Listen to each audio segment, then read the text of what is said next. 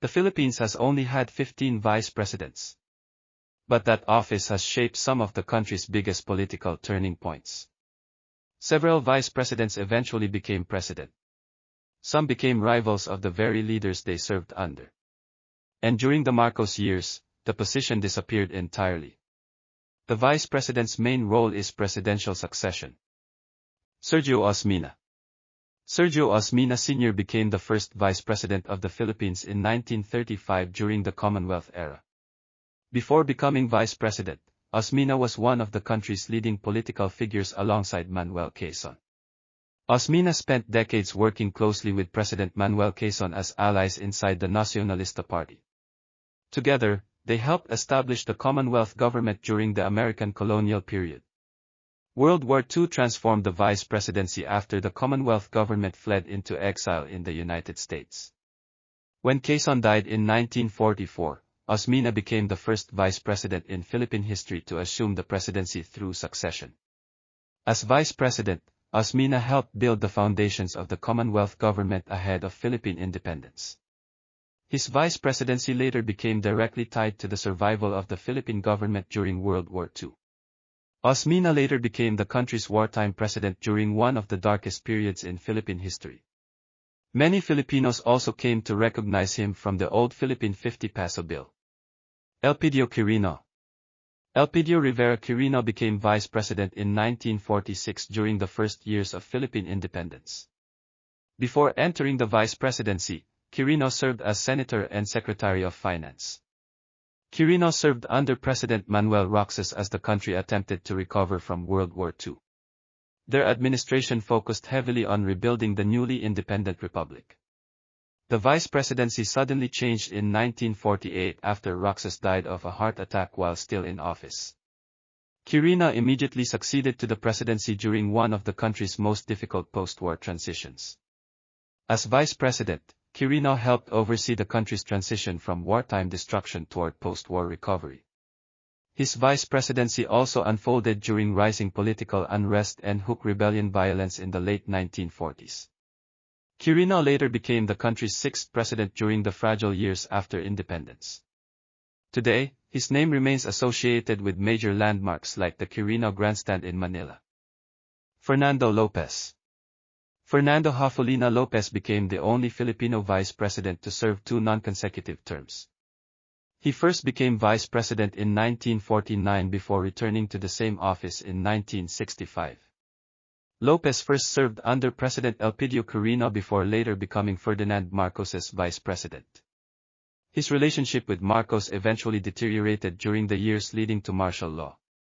After martial law was declared in 1972, the Lopez family lost control of ABS-CBN and several major businesses. The conflict between the Marcos and Lopez families later became one of the dictatorship era's biggest political and economic rivalries. As vice president, Lopez became one of the country's most influential political and business figures during the post-war republic.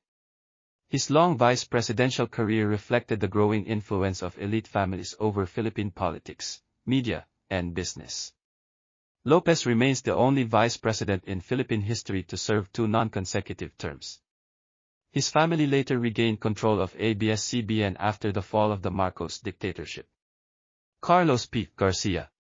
Carlos Polistico Garcia became vice president under President Ramon Magsaysay during the 1950s.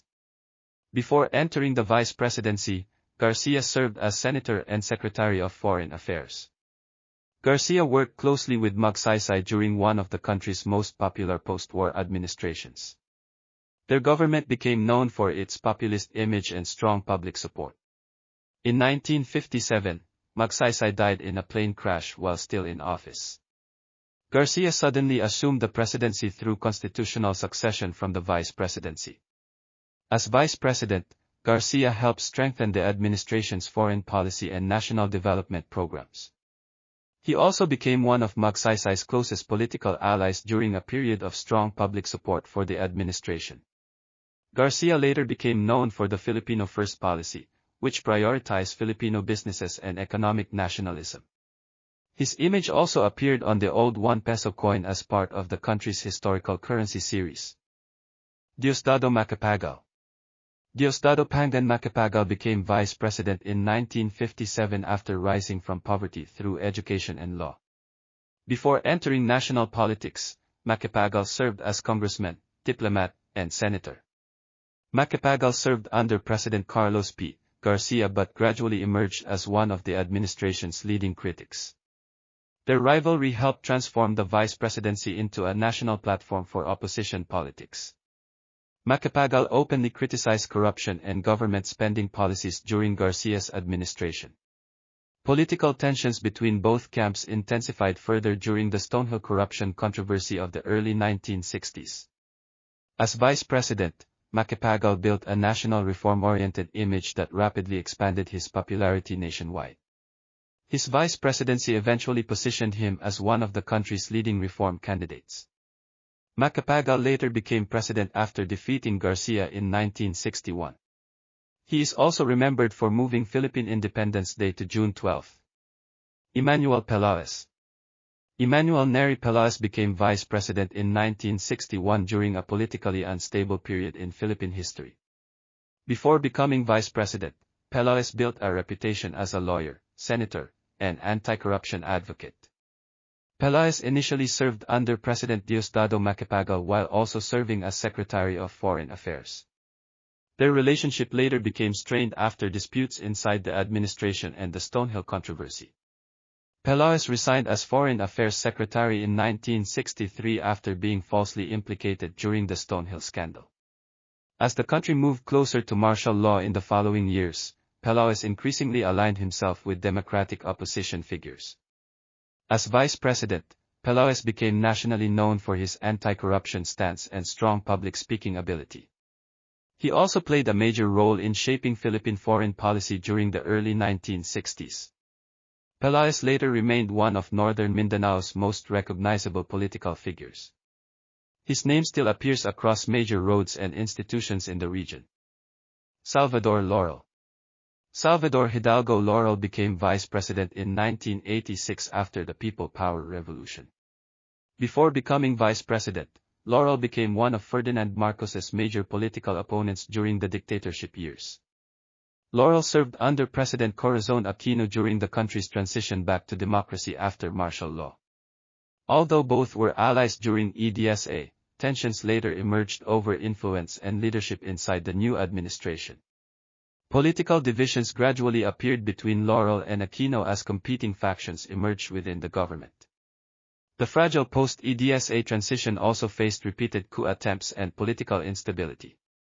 As vice president, Laurel helped restore democratic institutions after years of dictatorship. His vice presidency became closely tied to the rebuilding of constitutional democracy after martial law. Laurel remains associated with the restoration of democracy after the Marcos dictatorship. He also came from one of the country's most prominent political families. Joseph Estrada. Jose Marcelo Ejercito, widely known as Joseph Estrada, became vice president in 1992 after a successful movie career. Before entering national politics, Estrada became one of the country's biggest film stars and served as mayor and senator. Estrada served under President Fidel Ramos and remained one of the administration's most popular public figures. His celebrity image and populist appeal continued expanding throughout the 1990s. Critics questioned the growing influence of celebrity politics as Estrada's popularity continued rising during his vice presidency. His populist image also helped reshape modern election campaigning in the Philippines. As vice president, Estrada strengthened the connection between celebrity culture and national politics in the Philippines. His popularity later helped position him as one of the country's strongest presidential contenders by the late 1990s. Estrada later became the country's 13th president before his removal from office during the second EDSA uprising. He remains one of the Philippines' most recognizable celebrity politicians. Gloria Macapagal Arroyo. Maria Gloria Macapagal Macapagal Arroyo became vice president in 1998 under President Joseph Estrada. The daughter of former President Diosdado Macapagal, Arroyo entered office during a highly unstable political period. Arroyo initially served as part of Estrada's administration before gradually emerging as one of its leading opposition figures. As corruption allegations and protests intensified, tensions between both camps became increasingly public. Estrada's impeachment crisis transformed Arroyo into the administration's most visible alternative leader. The political instability of EDSA-DOS eventually pushed the vice presidency to the center of national politics. As vice president, Arroyo positioned herself as an alternative leader during one of the country's largest political crises since martial law. Her vice presidency became one of the clearest modern examples of how the office could suddenly reshape national power. Arroyo later became one of the most influential and controversial presidents of the modern Fifth Republic. Her presidency later faced major controversies, including the "Hello Garcia" scandal. Teofisto Guingona Jr. Teofisto Guingona Jr. became vice president in 2001 following the political instability of EDSA-DOS. Before entering the vice presidency, Guingona served as lawyer, congressman, senator, and anti-Marcos opposition figure. Guingona served under President Gloria Macapagal Arroyo but often maintained an independent political image. His relationship with Arroyo later became strained over political and policy disagreements. Political tensions inside the administration later weakened Guingona's influence within the government. His vice presidency reflected the unstable political climate that followed Estrada's removal from office. As vice president, Guingona continued promoting anti-corruption advocacy and institutional reforms. He also became the only unelected vice president in Philippine history after being appointed to fill the vacancy left by Arroyo's succession. Guingona later remained active in public political discussions well into his later years. His family also continued participating in national politics through later generations. Noli de Castro. Manuel Elpidio de Castro Jr., widely known as Noli de Castro, became vice president in 2004 after a long broadcasting career. Before entering politics, de Castro became one of the country's most recognizable radio and television journalists. De Castro served under President Gloria Macapagal Arroyo during a politically turbulent period in the Fifth Republic. Despite major controversies surrounding the administration, de Castro generally maintained a supportive relationship with Arroyo. Critics sometimes questioned his low-profile approach on major national controversies during his term. His transition from journalism to politics also fueled debates about media personalities entering government. As vice president, de Castro focused heavily on housing and public assistance programs.